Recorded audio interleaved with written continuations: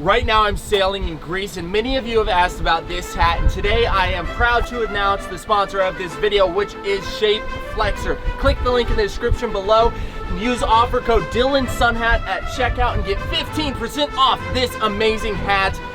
Now, enjoy today's video.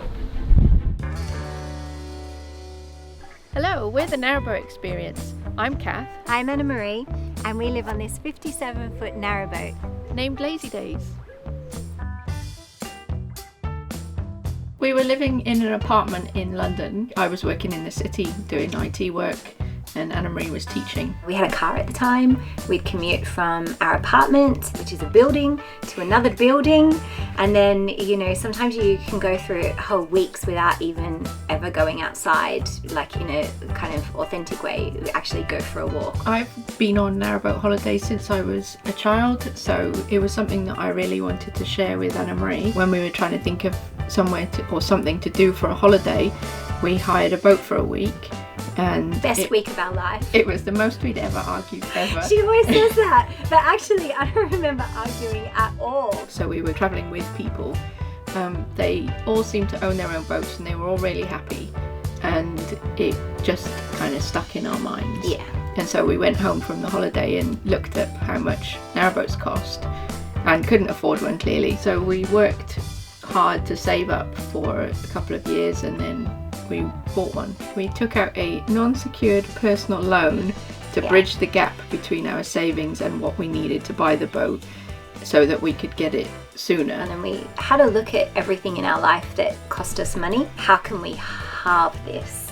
We moved onto the boat full time in London, so we gave up our apartment. And then when we halved our expenditure, we were able to pay off the loan within a year. You know, narrowboats do depreciate, but it was still ours, and that felt really nice as well. We cruise the whole of the UK network full time. It's wonderful, but it is challenging for work-wise. I have a art business, so I do paintings, and Kath does all the admin and some of the designing for some of our work as well. I also have an online freelance job that is a number of hours that I work every week, which gives us a kind of backup income. Welcome to Lazy Days. She's a 57-foot narrowboat built in 2013 by Narrowboats of Staffordshire. It has a cruiser stern at the back where the engine is. The engine is a 38 horsepower canal line engine, and we travel no faster than 3 miles per hour. There's a 200-litre diesel tank in the back here, and that is used to propel the boat and also as a source of fuel for our central heating system. The leisure battery bank is also in the engine bay, as is the hot water tank. This is the weed hatch. It gives us access to the propeller, so if we're moving along and we notice a loss of propulsion or problem steering, it's likely that we've got something trapped. So we'll pull over, turn the engine off, take the keys out of the ignition, and then open up this hatch, put your hand in, clear any blockages, and then carry on along our way. We've had a whole big bed sheet trapped around there. Generally though, it's something simple like carrier bags or weeds.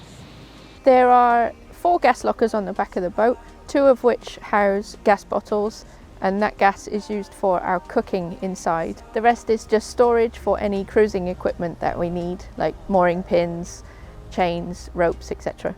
At the back here we have a button fender, which is to protect the rudder when you're going in through locks and if you're reversing towards banks or anything. We have the standard narrowboat equipment on the roof of the boat, which is a barge pole, a hook and a plank. We don't really like to keep things on the roof. Some boats will have flowers or storage boxes on their roofs, but we try to keep ours clear because we don't want the paintwork to be impacted by water that gets held. We do have a solar panel on the roof that gives 250 watts of solar and generally keeps our batteries topped up in the summer, not in the winter. On the side of the boat we have several fenders. We'll move them when we moor up if we're on the other side so that the boat doesn't knock against the bank. We also have a nice big side hatch. We've got one on both sides of the boat so we get lots of sunlight in when we're moored up. Another thing you might notice on the roof is these vents, and they're required because you need a certain amount of ventilation in the boat. We also have an aerial on the roof because we work from the boat. It's important for us to have good internet connectivity. so that connects into a 4G router inside. In the bow of the boat we have a water tank which is integral and under the bed, but we've also got a locker that we keep some extra water bottles in because our tank's quite small.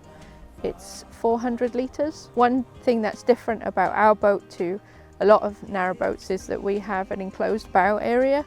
So on many boats you have a well deck there where you can sit out or have a cover over it to protect and use that for storage. We've taken that as additional space in the bedroom. The last thing, there's another fender on the front, and that's to protect you when you're in locks again, just if you bang against the gate. We are what is known as continual cruisers, which means that we travel the canal network without having a home mooring. We are obliged to move every 14 days. We generally move more frequently than that. Welcome to the inside of our boat. As you enter, we have 2 cupboards. We use them to store coats, and also our inverter is in one of the cupboards. As you come through, we have the galley. In the galley, we have our stove. It's a gas stove and it has 4 burners, it has a grill, and it also has an oven. We also have a 12-volt fridge on our boat. We absolutely love this kitchen. It's what's called a reverse layout narrowboat. So when you walk into the narrowboat, you have the kitchen right at the back. It's the first thing that you see, which means that you can very easily come and make yourself a cup of tea when you are cruising. Lazy Days the boat has 45 feet of internal space, and she's 6 foot wide, which means she has 280 square meters of internal living space. This is our saloon.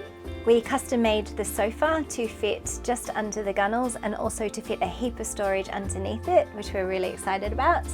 It's probably our favorite space. We also have a television. It's a 12-volt television connected up, and we can just connect the internet to that because we also have the internet on the boat. At the moment, we don't have 2 sources of heat for winter. At the moment, we only have the radiators. So what we want to do is install a diesel fireplace that's going to go in the corner here. We've got a little portable washing machine, which is tucked away in the corner here. This is what I like to call the floating studio. But Kath insists that we call it the, what is it called again? I think it's called a dinette. But in the floating studio is where I keep all my art things. When it is a dinette, we can have probably about 6 people around to eat, and it also transforms into a double bed. We have an off-the-corridor bathroom, which is actually my favorite. We've had a boat in the past that has had a walk-through bathroom, and it is divisive which one you like. I much prefer the off-corridor bathroom. It's like having an extra room. Inside our off-corridor bathroom, we have a shower. We also have some storage. We keep the cat food in the bathroom as well. We have a sink, and we also have a composting toilet or a dry toilet as part of a composting system, and we absolutely love it. This is one of the reasons we have this narrowboat. It's a wonderful workroom. Kath does a lot of running of the business from this room. She took out the double bed and she's installed some shelves into the different areas in the workroom, and it's a really useful space. We keep our bikes here, our fold-out bikes. We also keep our saws, as well as all the things that we need to run the art business. In the front of the boat, we have the bedroom. We have an enclosed bow, so we have a larger than normal double bed, which is actually quite a luxury on a boat. We have also got the water tank, which is halfway under the bed, so the rest of the bed is just storage. There's 3 different storage compartments under the bed, as well as a big giant double wardrobe, which fits all of our things, which keeps things quite uncluttered. We have access to the bow through the window. It's actually an escape hatch as well. Legally, you have to have a way to be able to exit your boat if anything happens. You'll notice there's also different fire things that are around the boat to keep you safe, as well as ventilation by the door. Yeah, probably about 2 years we lived on board before setting off continual cruising. So during that time we were both working full time and saving as much as we could. Our goal was to save one person's salary every month. You can save forever really, but there's always that kind of key moment, and there's always that leap of faith. During the time that we were living on board, we were also working to build up our following on YouTube and social media, which has been a good foundation for growing the art business. If we can do it, anyone can. And really the channel and the journey is really just about being optimistic and having good things happen and looking for the best in other people and the best in your situation, and also just like taking opportunities to grow and to share. Don't think you just just have to buy a £100,000 boat. You can get a GRP cruiser. You can start off somewhere smaller and stay safe and stay warm and build on from that when you've decided that that's your lifestyle. I always think that you're only ever 2 years away from where you want to be, educationally, financially, sometimes socially, whatever it is. So in 2 years, is it a GRP cruiser? What do you need to actually start that journey? And then that journey is going to lead to another journey. It's just, I think the really important thing is to have a starting point. I get asked all the time, Dylan, where did you get that amazing tricorn pirate hat? And I am here to tell you that I got it from Shape Flexor. Click the link in the description, use promo code DylanSunHat, one word, to get 15% off your amazing hat today. Damien, who designed these hats, thought of every single thing that you need. He's been traveling for like forever. The sides are breathable, the top zips off, it's got a neck cape, it's got a 3-stranded wire built into the brand so you can shape it however you want to, and it's going to stay in that shape and it's not going to damage the hat. You can shape it as many times as you want and it's going to last. These hats have an adjustable head strap so you can cinch it to your head so it's not going to fly off, and even if it does, use the neck strap and it won't go far. You can also fold it up like this and travel with it. It's super portable. Look, I can just put it in my shirt like that. If you have a backpack on, you can just fold up the back like this, and then you don't have to worry about your backpack knocking off your hat. Pull out the neck cape so you don't get a sunburn even though the back of your hat is flipped up, because this hat is packed with everything that you need. Use the link in the description below to order yours today and use offer code